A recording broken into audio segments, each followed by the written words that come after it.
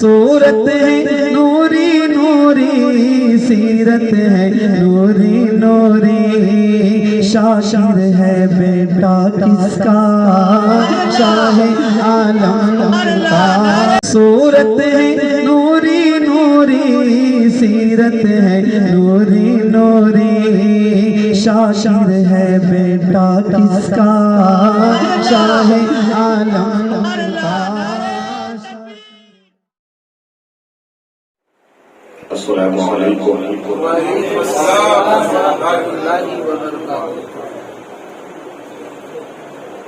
نحمده ونصلي ونسلم على رسوله الكريم، اما بعد، فاعوذ بالله من الشیطان الرجیم، بسم اللہ الرحمن الرحیم، ولا ذکر اللہ اللہ اکبر۔ آمنت باللہ، محبت سے درود پاک سنائیں۔ اللہم صلی علی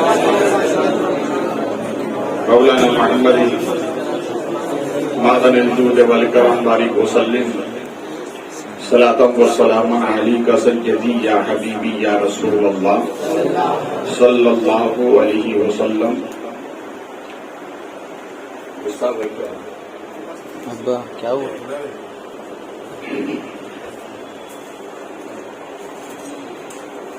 میرے 15 منٹ میں 2 نعت شریف ہو جاتی ہے، تو میں تو یہی چاہتا ہوں کہ نعت شریف بھی سنا جائے، مگر کچھ احباب کا یہ کہنا ہے کہ تھوڑی تقریر بھی ہو اور یہ نیا مکان ہے، اسی مناسبت سے میں کھڑا بھی ہو گیا۔ میں زیادہ وقت نہیں دوں گا، پھر محبت سے درود پاک سنائیں۔ مولانا محمد معدن الجود والکرم بارک وسلم، صلاۃ و سلام علیک سیدی یا حبیبی یا جدی یا رسول اللہ صلی اللہ علیہ وسلم۔ فرشتے اس کو ادب سے سلام کرتے ہیں، فرشتے اس کو ادب سے سلام کرتے ہیں، رسول پاک کا جو احترام کرتے ہیں۔ فرشتے اس کو ادب سے سلام کرتے ہیں، رسول پاک کا جو رسول پاک کا جو احترام کرتے ہیں۔ جس مقام میں ہوتا ہے ذکر ان کا، جس مقام میں ہوتا ہے ذکر ان کا، فرشتے اسی گھروں میں قیام کرتے ہیں، فرشتے انہی گھروں میں قیام کرتے ہیں۔ اگر فرشتوں کو بلانا ہے تو میلاد نبی منا لو، فرشتے خود آ جائیں گے۔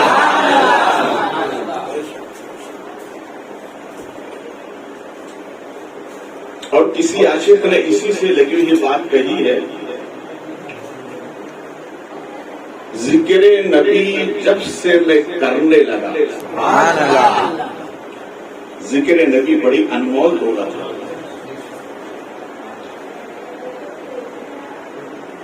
اسے کرتے ہی آدمی کو بلندی ملتی ہے۔ دیکھو، ذکر نبی کرنے سے پہلے میں نیچے بیٹھا تھا، کرنے لگا تو بلندی مل گئی، مرادیں قبول ہوتی ہیں، دعائیں قبول ہوتی ہیں، رحمتوں کا نزول ہوتا ہے۔ ذکر نبی جب سے میں کرنے لگا، غم کا سورج دھیرے دھیرے ڈھلنے لگا، غم کا سورج دھیرے دھیرے، ذکر نبی جب سے میں کرنے لگا، غم کا سورج دھیرے دھیرے ڈھلنے لگا۔ ذکر نبی مجھے باکمان رکھتا ہے، ذکر نبی مجھے باکمان رکھتا ہے، کوئی تو ہے جو میرا خیال رکھتا ہے۔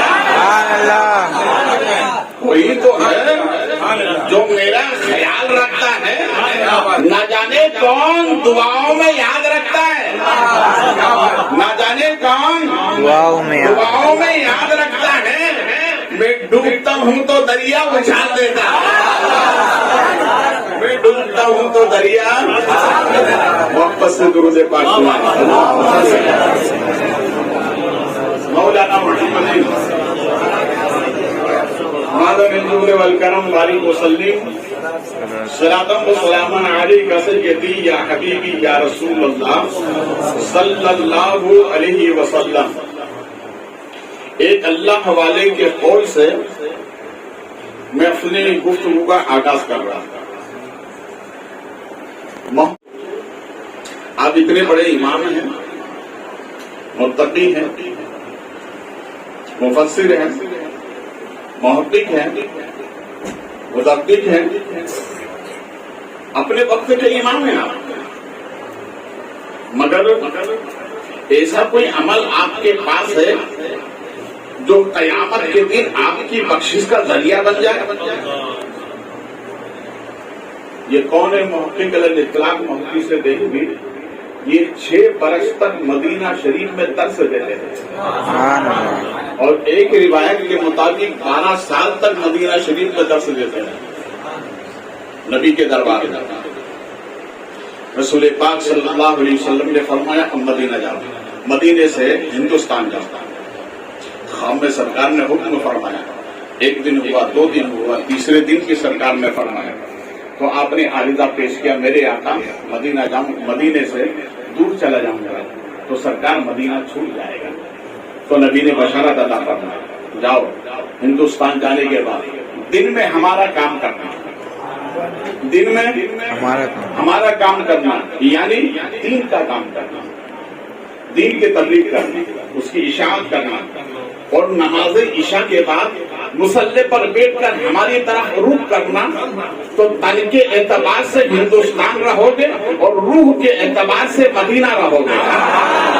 اس لیے تو اعلیٰ حضرت کہتے ہیں جانو دل ہوش و حیرت سب تو مدینہ پہنچے، تم نہیں چلتے رضا سارا تو سامان گیا۔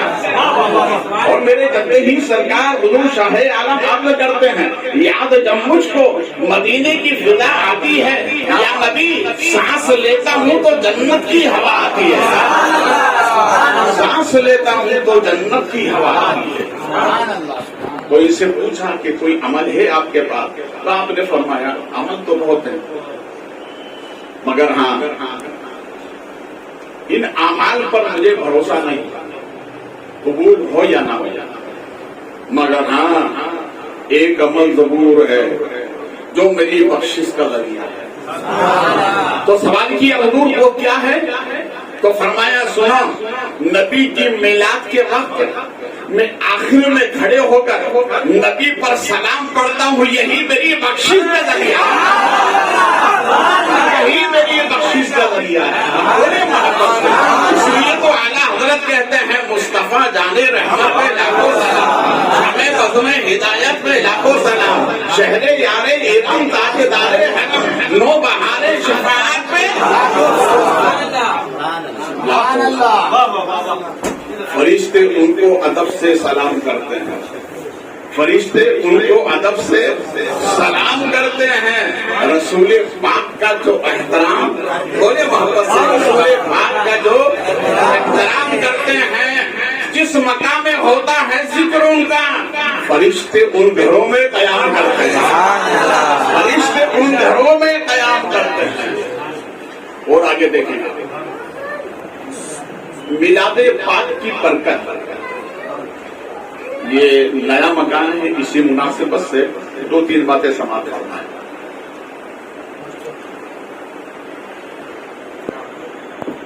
خانقاہ چشتیہ، نظام الاولیاء ملت والدین، محبوب الہی، 12 تاریخ ہے نبی کی میلاد، اور محبوب الہی کی خانقاہ میں اپنے وقت کے بڑے بڑے ولی وہاں موجود تھے۔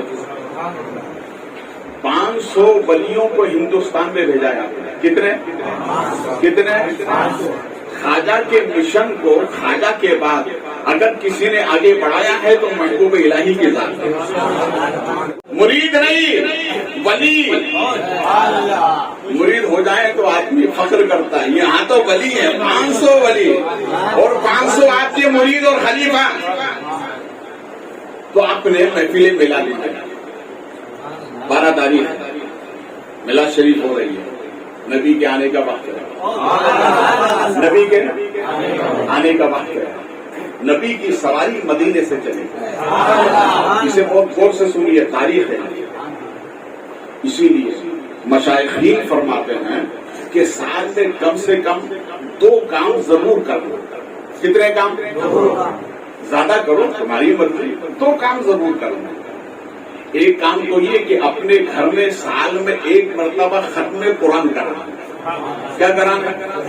ختم قرآن۔ اور دوسرا سال میں 1 مرتبہ نبی کی میلاد پڑھایا کرنا۔ نبی کی یہ ایسا عمل ہے، نبی کو بلانے کا اس سے بہتر کوئی عمل نہیں۔ ادھر سے نبی کی سواری چلی، ادھر میلاد شریف ہو گئی۔ اب ظاہر بات ہے خانقاہ میں سبھی آتے ہیں، اچھے بھی ہیں، برے بھی ہیں، نیک بھی ہیں، بدی ہیں، سب خانقاہ میں آتا ہے۔ اور خانقاہ میں منع نہیں ہے، آئیے سب، اسی لیے تو خانقاہ بنائیے، یہاں بگڑوں کو ستھرا کیا جاتا ہے، یا بیکار کو اچھا کیا جاتا ہے۔ سب چلے تو سب نے سنا کہ محبوب الہی کے میلاد شریف کا پروگرام میں سب جا رہے ہیں، تو ایک بڑھیا بھی نیاز لے کر چلے گا، ہاتھ میں نیاز ہے اور وہ لے کر چلے گا، چلو محبوب الہی کی بارگاہ میں سب جا رہے ہیں، میلاد شریف کا پروگرام میں چلیں گے۔ گھر سے چلی، مین دروازے پر آئی تو جو گیٹ کیپر تھا اس نے اس کا حلیہ دیکھ کر کے منع کر دیا کہ آپ بڑے شیوخ ہیں، اللہ حوالے آئے ہوئے، اپنے وقت میں ولیوں کا جمکٹا ہے یہاں پر، تم یہاں کیوں آئی ہو؟ چلو ہٹو یہاں، ابھی وقت نہیں ہے۔ اس نے منع کر دیا، اس کا دل ٹوٹا، مایوس ہو کر اپنے گھر چلی جاتے ہیں، اور گھر جانے کے بعد اپنے پڑوسی ایک سے کہتی ہے چلو محبوب الہی یہاں تو غریبوں کے لیے جگہ نہیں ہے، یاد آؤ یہیں پر نبی کو بلا لیتے ہیں، یاد آؤ یہیں پر نبی کو بلا لیتے ہیں۔ اس نے چند محلے کی عورتوں کو بٹھایا، کہا نبی کی میلاد پڑھو، نبی کی میلاد پڑھو۔ ادھر مدینے سے سواری چلی، جیسے ہی خانقاہ محبوب الہی میں سرکار کی سواری آنے لگی تو جہاں بڑھیا نے اپنے مکان میں نبی کی میلاد منائی تھی، پہلے نبی وہاں گئے، پہلے نبی وہاں گئے تو حضرت محبوب الہی نے مراقبہ کیا کہ سرکار مدینے سے روانہ ہو چکے، ابھی تک نہیں آئے، معلوم یہ ہوا کہ راستے میں رکے ہوئے ہیں، راستے میں رکے ہوئے ہیں۔ حضرت محبوب الہی خود خانقاہ سے باہر نکلے، اس جھوپڑیاں میں گئے جہاں پر اس نے نبی کی میلاد منائی تھی، کیا دیکھا؟ نبی صحابہ کے ساتھ جلوہ گر ہیں۔ نے ارشاد فرمایا محبوب الہی میری میلاد مناتے ہو، غریبوں کا خیال نہیں، پہلے غریبوں کے یہاں آتا ہوں پھر تمہارے یہاں۔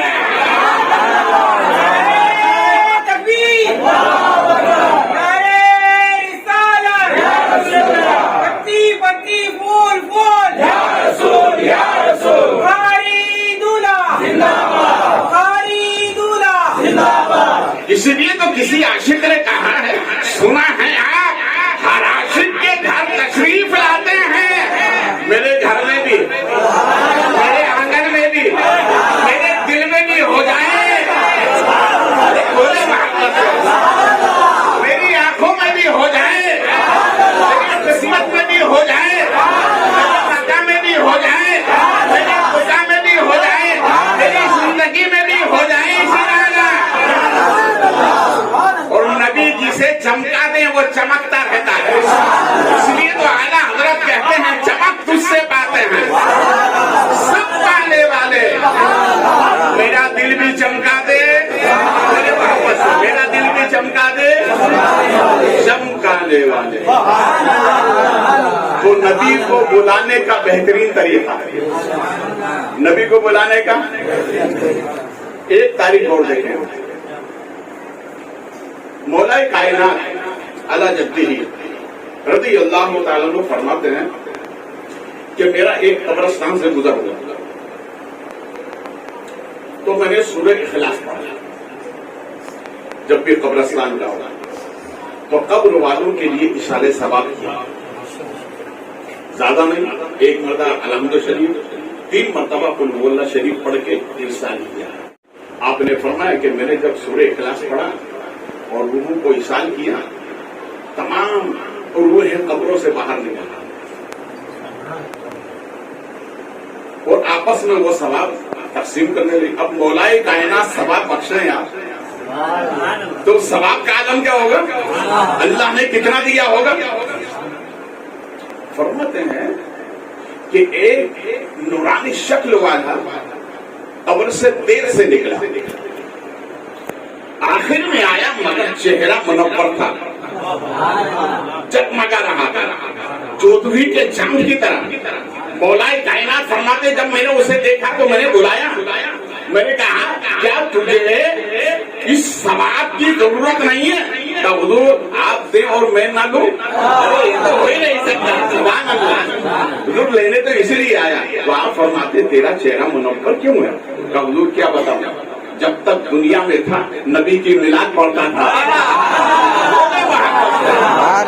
جب تک دنیا میں تھا نبی کی میلاد پڑھتا تھا.